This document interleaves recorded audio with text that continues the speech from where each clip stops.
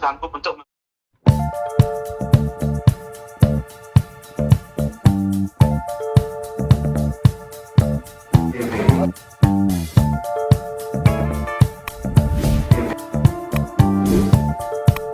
itu Nikita Mirzani sudah benar. Kalian tanya, katanya dia lawyer, katanya dia dokter hukum. Masa dia bilang pantas dipukulin? Mana lebih dari situ? Gimana logika hukumnya boleh orang saling pukul, orang nolong orang lain, terus dia komplain dengan anaknya, terus orang yang nolong itu dipukuli, terus bila perlu dibunuh gitu. Gimana dia belajar hukum? Suruh dia itu sadar.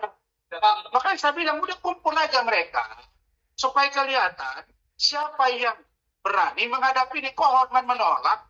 Kan katanya pengacara internasional, pengacara yang jam terbang tinggi, tapi kok vonis Budi Said kliennya itu di atas 10 tahun, nggak ada pengacara juga di atas 10 tahun itu, ngapain ada pengacara? Jadi kita nggak usah begitu, ini kan head to head ya, you pegang sana, gua pegang sini. Itu Nikita Mirzani minggu depan dipanggil. Oke, kau Nikmir datangi mereka, silakan, no problem. Saya tidak masalah bagi saya. Saya sudah bilang kepada kalian, siapa sekarang yang ingin pansos? Dulu kasus Vina Eki dibilang saya pansos, padahal saya pegang kuasa hukum banyak. Ada dari Syadia, dari Pak Suroto. Ini Hotman ngomong, Farhad ngomong, pansos nggak itu? Ya kalau lu pengen diundang ke dalam, lu masuk, gabung. Kita itu gitu bro, gitu. Ombudsman saya akan mendatangi Kementerian Sosial. Nanti kami akan berdiskusi dan kita sedang menyiapkan draft permohonan ke Pengadilan Agama agar Loli ini bisa diadopsi minimal sampai dia dewasa. Jadi itu nggak masalah, nggak kendala bagi kami itu. Kita nggak ada masalah di situ. Kita pada intinya tidak pernah merasa bahwa Loli itu jadi beban. Nggak ada. Karena memang begitu dia 18 tahun, dia ibarat burung mau terbang, dia mau buat sangkar di mana, itu terserah dia. Tapi dia bilang, kok saya walaupun udah umur 18, saya tetap nggak mau ketemu Nikmir, saya nggak mau ketemu Edo, nggak mau ketemu Edwin, nggak mau ketemu Fahmi, nggak mau ketemu siapapun, dan saya hanya ingin bergerak dengan hidup saya, dan tolong Om pantau saya dan arahkan saya. Itu kata dia tadi.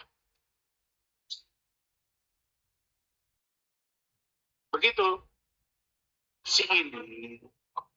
Ini kan kita kan menerima seorang anak, kalau anak itu misalnya tidak ada yang memperhatikan dia. Nah, saya kan berhitung juga gitu. 4 bulan ini menurut saya tidak waktu yang lama. Dan ingat ya, Loli ini punya kemampuan, bahasa Inggrisnya bagus. Kemudian dia, saya lihat dia seperti influencer, dia entrepreneur, dia punya kemampuan untuk bermain di media sosial, endorse dia banyak. Dia bisa cari makan sendiri. Kan dia bilang, Om, saya buat kafe. Sekarang nggak pernah dibiayai Nikmir gitu. Saya di UK itu cari makan sendiri, Om.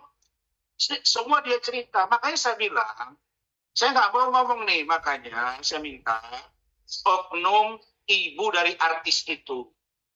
Kan kamu tahu bagaimana dia dulu pacaran dengan Loli. Udah, sebaiknya beritahu saja ke NM. Saya udah bilang, gak usah serang-serang saya. Kemarin bilang sudah ikhlas ke saya.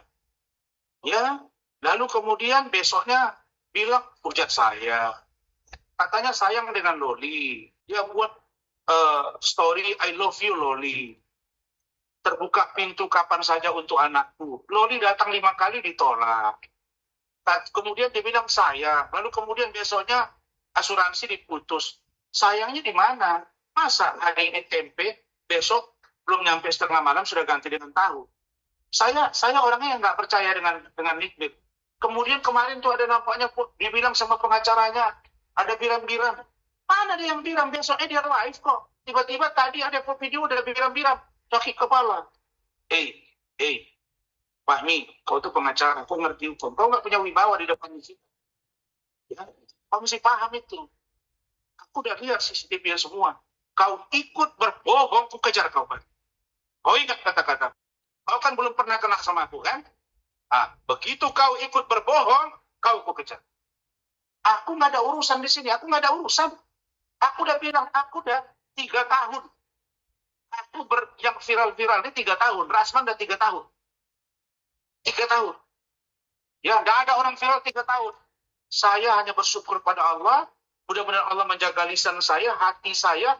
Saya tidak pernah sombong dan congkak. Itu yang saya minta dari Allah. Saya selamat dari semua fitnah keji dan mara bahaya. Mudah-mudahan Allah menolong saya. Itu yang saya lakukan. Kalian lihat di depan-depan saya ini ada ustaz. Ya, beragam nih. Ada bandit juga. Ada juga pengacara.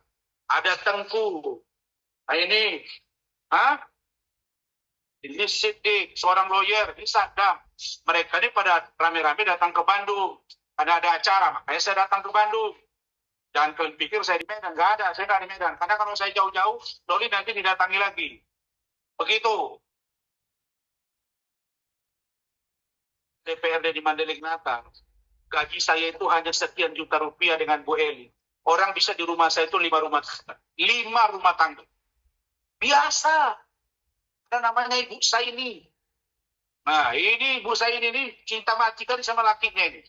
Ini kemana-mana. Ini rumah saya. Anaknya sekarang sudah menikah. Masuk honor. Saya masukin. Nggak ada apa-apa. Udah biasa. Satu loli. Nggak akan membebankan. Nggak akan membebankan. Saya nggak bilang kan. Nggak usah ditunggu di 18 tahun. Sekarang aja dibiarkan cari makan. Hidup dia. Dia punya kompetensi yang luar biasa. Anak ini punya potensi dan kemauan yang luar biasa. Dan orangnya berani. Jadi, malam itu, tarik-tarikan itu, dia maki-maki itu. Apa kalian polisi? Saya tidak menyerang polisi. Karena Polri ini yang saya cintai. Kejaksaan saya cintai. Kehakiman saya cintai. Saya mencintai penegakan hukum di KPK dan lain sebagainya. Tapi kalau oknum nggak beres, ya udah, saya akan gas gitu. Apalah Rasman? Saya kan bukan siapa-siapa. Kan dibilang saya baju saya kawin, mobil saya kawin. Kan semua dibilang, mereka yang paling kaya, nggak apa-apa. Saya bukan orang kaya, saya nggak pernah bilang saya orang kaya. Saya orang yang merasa cukup dengan apa yang saya punya. Dan kalau untuk belanja, insya Allah kami masih sanggup untuk membiayainya. Satu orang kan, saya punya karyawan aja di kebun dan lain sebagainya, masih sanggup saya. Saya insya Allah masih bisa. Jadi kalaupun dibilang dia anak orang kaya, kata Nikita Mirzani, kita lihat bajunya, kasihan kita. Ya, saya lihat kok, udahlah itu. Nikita, kau bilang kau sayang sama dia, tapi 5 bulan kau gak lihat. Terus sayangnya di mana? Kau bilang bahwa udah berkomunikasi dengan Loli, bahwa Loli menyesal berkenalan dengan Fadil dan keluarga Bajide. Pada faktanya kok nggak pernah ketemu. Terus sayangmu di mana? Fahmi selalu ngomong di media, sudah, saksi sudah diperiksa, udah, dia di rumah aman, sudah baik, sudah bertemu. Faktanya kau pun nggak pernah dampingi dia. Makanya si pengacara satu ini pun saya kejar juga lama-lama. Ya, begitu.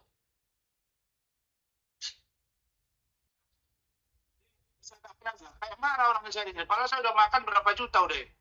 Ini Pak